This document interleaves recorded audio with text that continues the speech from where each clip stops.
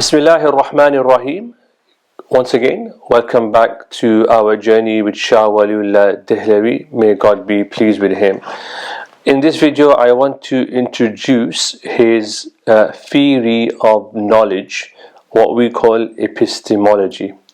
I imagine this will take a few videos, but for those of you who are really interested in how we know truth through Shah Waliullah and his particular method, this will be of invaluable usefulness to all of us if Allah wills. Now, Shah Waliullah's theory of knowledge, what we call epistemology, in its nature is intuitive and metaphysical. So when he writes and when you read his works, you have to be familiar with two broad sciences. One is the mystical sciences of tasawwuf or spirituality or mysticism. One is what's called the metaphysical sciences, which is to do with existence in a metaphysical sense, in terms of how things are ordered and how the particulars related to the generalities, how general things on a large scale are related to particular events in this world.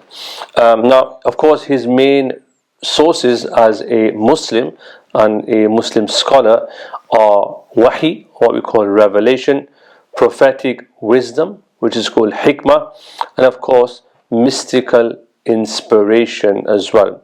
But this does not mean that he doesn't borrow from scholars, ulama, of those who have preceded him. So he's such a polymath that he will borrow works and ideas from philosophers, metaphysicians, theologians, illuminationists, and of course people who are from the scholarly fraternity.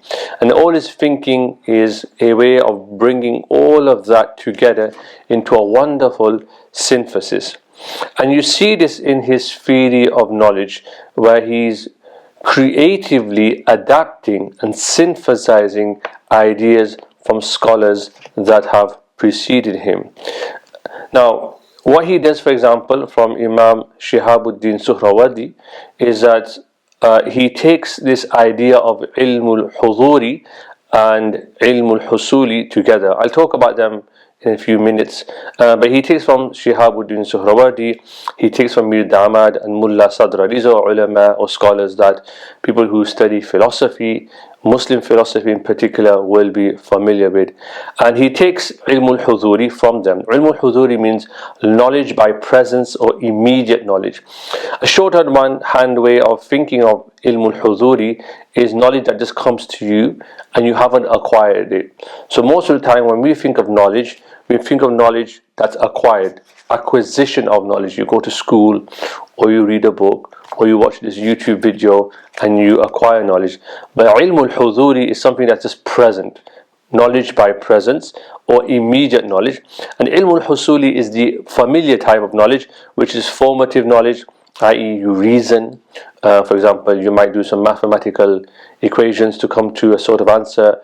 You might write some papers or essays, or you might do some reasoning with somebody to come to some sort of conclusion or answer. Or you might look at the world and you might observe that behind that wall there's a smoke emerging and therefore there's fire there. This is called ilmul husuli because this is acquired knowledge as well.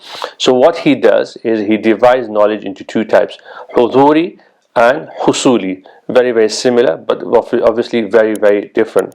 And when it comes to defining knowledge, though Shah Waliullah is wont to define knowledge, he does define knowledge in its simple sense as the realization of the form of an object in the mind of the subject with full acquaintance. What that means, if I just take my phone as an example, the iPhone here, is that when there's two things here, there's the object itself and there's a subject, that's me. So there's a subject object. Immediately you can see when it comes to being, what we call ontology, there's two separate things here. It's not part of me, it's separate from me. So when I come to recognize the phone, I recognize the phone and it functions in a certain way, I have knowledge of it. So I, the subject, recognize the object, and that's called knowledge in its most simple of forms as well.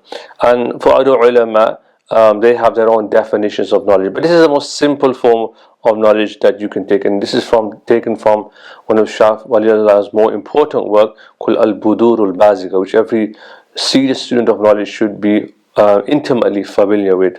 Of course, Shah Waliullah, when he talks about knowledge and where he gets his knowledge from, he is borrowing from some of the great minds that have preceded him, such as Imam al-Ghazali, Ibn Arabi, but he's also taking knowledge from God. God has inspired in him knowledge as well. So in other books he'll talk about how he was inspired or received inspiration or intuition. And in fact, for him, among many scholars, they are of the opinion that true knowledge of reality can really only be obtained through intuition and illumination of the heart. In other words, a purification of the heart, and real knowledge comes into the heart of a person who is ready to receive that knowledge, but also as a favor from God. And this is very similar to Ibn Arabi. That's all knowledge comes from the ultimate source of knowledge, i.e. revelation.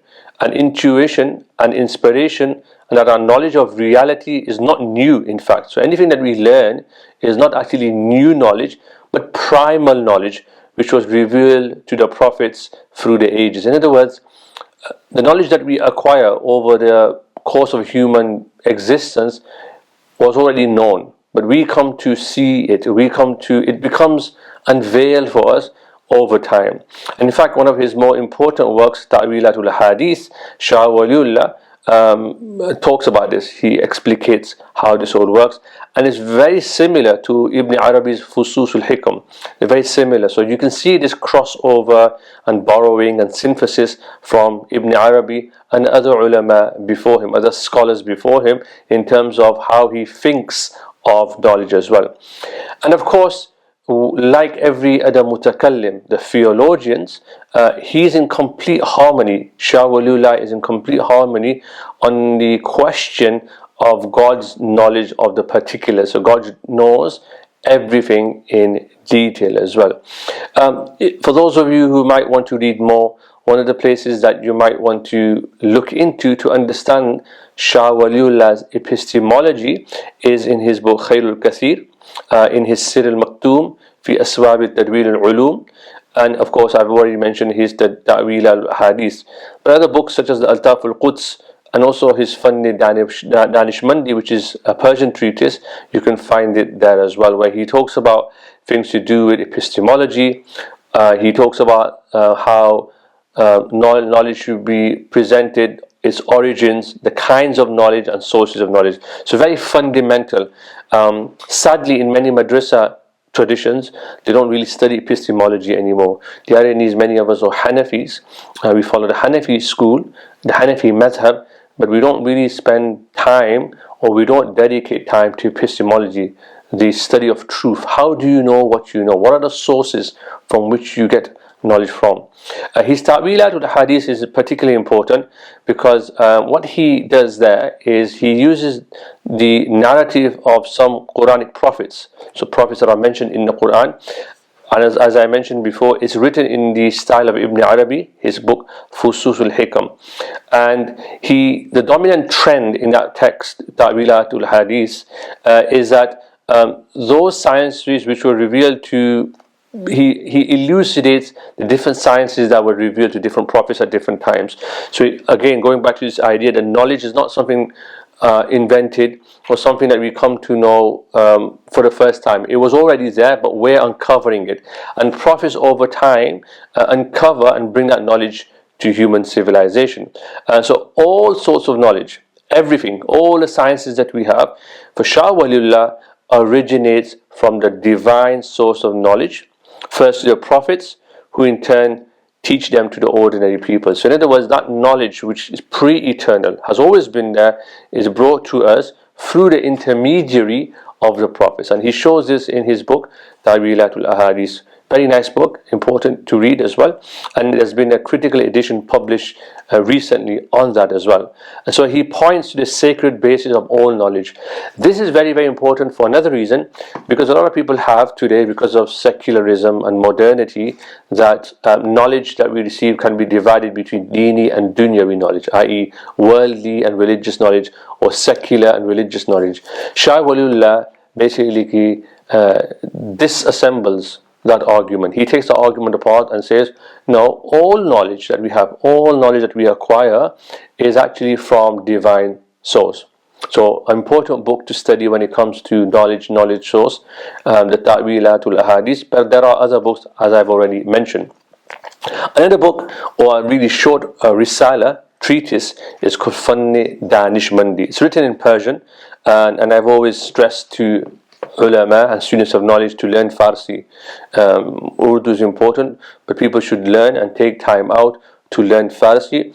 If you've learned Arabic and you know Urdu, then Farsi is just one more step, and not much of a long leap in terms of learning that language. And it's the scholarly language of the Islamicate.